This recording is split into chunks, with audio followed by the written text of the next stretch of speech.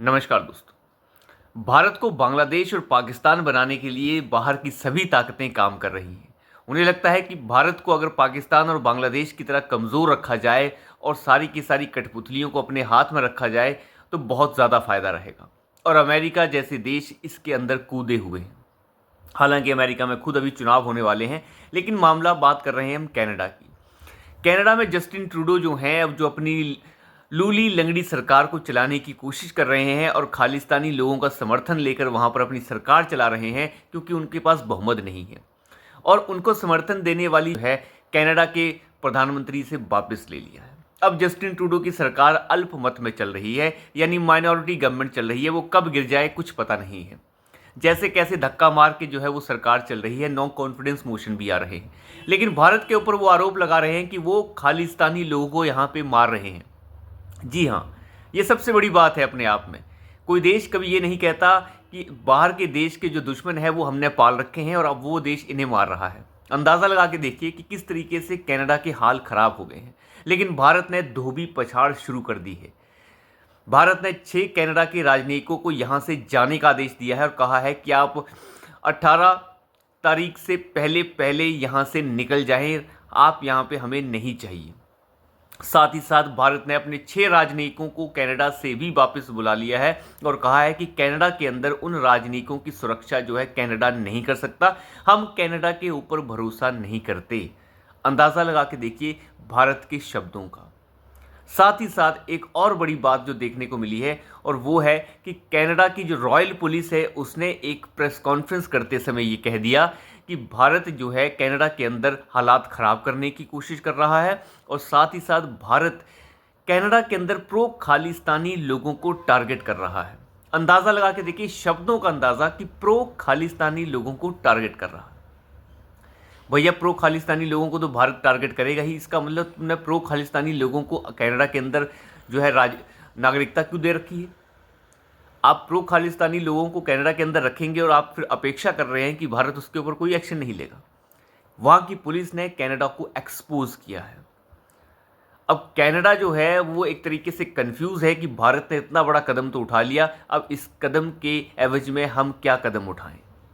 Justin Trudeau को शायद अंदाज़ा नहीं है, क्योंकि वो आप एक तरीके से ये कह सकते हैं कि उनके बाप दादा सब के सब प्राइम मिनिस्टर रह चुके हैं। एक तरीके की परिवारवादी पार्टी है वो। और परिवारवादी पार्टी का जो प्रधानमंत्री है वो एक तरीके से भारत के राहुल गांधी की तरह आप समझ सकते हैं। और रिपोर्ट्स ये हैं कि इस वक्त अगर चुनाव कनाडा में होते हैं तो जस्टिन ट्रूडो की पार्टी 50 पे सिमट जाएगी। पिछले कुछ सालों के अंदर जस्टिन ट्रूडो ने जो कनाडा का हाल किया है वो इतना लचर हो गया है कि कनाडा जो है खून के आंसू रो रहा है। और ये चीज़ वहाँ के लोग समझ रहे हैं। जो वहाँ की इस वक्त प्रो खालिस्तानी पार्टी है, जो प्रो खालिस्तानी पार्टी वहाँ की है, वो समर्थन भले ही सरकार को दे रही है, लेकिन उसके अंदर को सारे सिख प्रो खालिस्तानी नहीं हो सकते। थोड़े बहुत हो सकते हैं।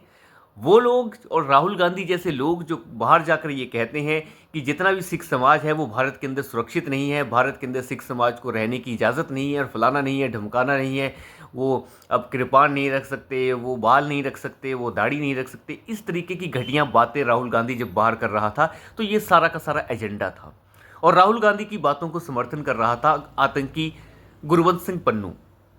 यही गुरबख्श सिंह पन्नू जिसने राहुल गांधी की बातों को कोट किया कि राहुल गांधी जी देखिए कैसी बातें कर रहे हैं। भले ही यहाँ के सिख समाज ने उसका विरोध किया। देखिए जो चीज़ है ही नहीं उसके साथ आप कैसे खड़े हो सकते हैं। और राहुल गांधी जैसे लोग जो भारत में ही रहकर भारत के लोगों के अंदर ही जहर घोलने का काम करते हैं, इन लोगों को एक्सपोज किया जाना ज़रूरी है। कल भी गुरबख्श सिंह पन्नू ने, जो एक कैनेडियन अमेरिकन आतंकवादी आप कह सकते हैं, उसने एक तरीके से सिख समाज का ठेका वहाँ पर ले लिया है।